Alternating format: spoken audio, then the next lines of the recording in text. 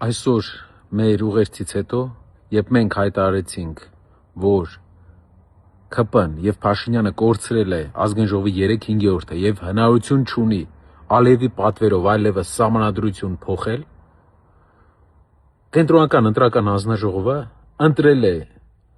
երկու տեղամաս, որտեղ Բարգավաճ Հայաստան կուսակցությունը ամենաշատ ձայները ունի, եւ այդ տեղամասերի արդյունքները չեղյալ է հայտարարել, քանի որ իրապես եղել են այնտեղ զինվորների քվեարկումներ ու եղել են նույն բանը հարյուրավոր ուրիշ տեղեր նույնպես, բայց այս երկու տեղերն է դա արել, որտեղ որ ԲՀԿ-ն ունի շատ ձայներ, դրանով իսկ զրկում է ԲՀԿ-ին անցնել ազգային ժողով։ Մենք, որպես Հայաստանի ամենամեծ ուժը, որը հնարավորություն ունի փոխարինելու քաղաքացիական պայմանագիր կուսակցությանը, հայտարարում ենք, եթե Կենտրոնական ընտրական հանձնաժողովը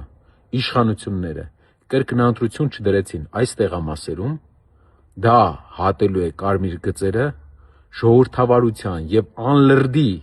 պահելաձևի բոլոր կարմիր գծերը,